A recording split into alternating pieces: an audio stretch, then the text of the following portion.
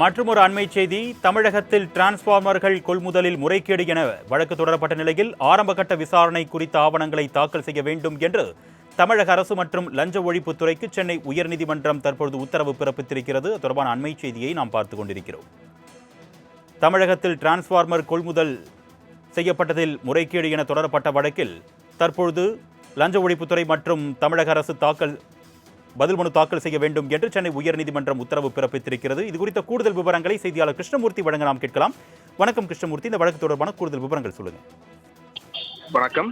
தமிழகத்தில் 2021 முதல் 2023 ஆண்டுகளுக்கு இடையில் 28,000 டிரான்ஸ்பார்மர்கள் கொள்முதல் செய்ததில் அரசுக்கு 397 கோடி ரூபாய் இழப்பு ஏற்பட்டுள்ளதாகவும் முன்னாள் அமைச்சர் செந்தில் பாலாஜி, டான்ஜெட்கோ தலைவர் மற்றும் நிர்வாக இயக்குநர் ராஜேஷ் லக்கானி உள்ளிட்டோருக்கு எதிராக சந்தேகம் கொள்ள ஆதாரங்கள் உள்ளதால் இந்த முறைகேடு தொடர்பாக வழக்கு பதிவு செய்து உயர்நீதிமன்ற கண்காணிப்பில் சிறப்பு புலனாய்வு குழு விசாரிக்க உத்தரவிட வேண்டும் என அறப்போர் இயக்கம் சார்பில் இந்த உயர்நீதிமன்றத்தில் வழக்கு தாக்கல் செய்யப்பட்டது.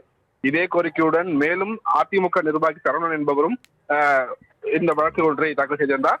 இந்த வழக்குகள் சென்னை உயர்நீதிமன்றத்தின் தலைமை நீதிபதி எம் ஸ்ரீவத்சவா மற்றும் நீதிபதி அருள்முருகன் அடங்கிய அமர்வில் விசாரணைக்கு வந்தபோது 30 ஒப்பந்ததாரர்கள் ஒரே விலையை குறிப்பிட்டதாகவும் அவர்களுக்கு அதிக விலைக்கு இந்த ஒப்பந்தங்கள் வழங்கப்பட்டுள்ளதால் அரசுக்கு இழப்பு ஏற்பட்டுள்ளதாகவும் 2023 ஆண்டு புகார் அளித்து 4 மாதங்கள் கடந்த பிறகும் எந்த ஒரு நடவடிக்கையும் எடுக்கப்படாததால் இந்த வழக்கு தாக்கல் செய்யப்பட்டதாக அறப்போர் இயக்கம் சார்பில் வாதங்கள் வைக்கப்பட்டது.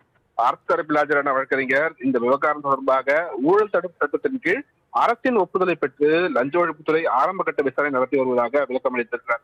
மேலும் 1987 ஆண்டு முதல் பின்பற்று வரக்கூடிய இந்த நடைமுறைப்படிதான் இந்த ஒப்பந்தங்கள் வழங்கப்பட்டதாகவும் ஒப்பந்ததாரர்கள் பல ஆண்டுகளாக ஒரே விலையை தான் குறிப்பிடுகின்றனர். இதனால் அரசும் பாதிக்கப்பட்டதாக அவர் தரப்பில் விளக்கம் அளிக்கப்பட்டது.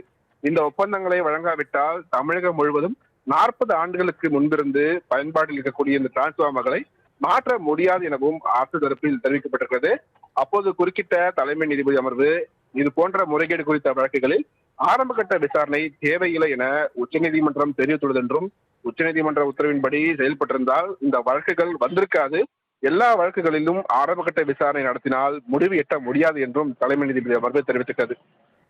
பின்னர் இந்த வழக்குகள் தொடர்பாக ஒரு வாரத்தில் பதிலளிக்கும்படி தமிழக அரசுக்கு உத்தரவிட்ட தலைமை நீதிபதி அமர்வு டெண்டர் ஒதுக்கீடு தொடர்பாக ஆரம்பகட்ட விசாரணை குறித்த ஆவணங்களையும் தாக்கல் செய்யும்படி அரசு தரப்புக்கு உத்தரவிட்டு விசாரணையும் தள்ளி வைத்திருக்கிறார்கள்.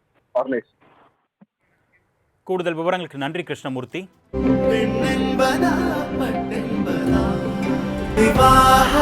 மணப்பெண்ணின் பிரத்யேகமான திருமணம் விவாஹா தி சென்னை சில்க்ஸ்.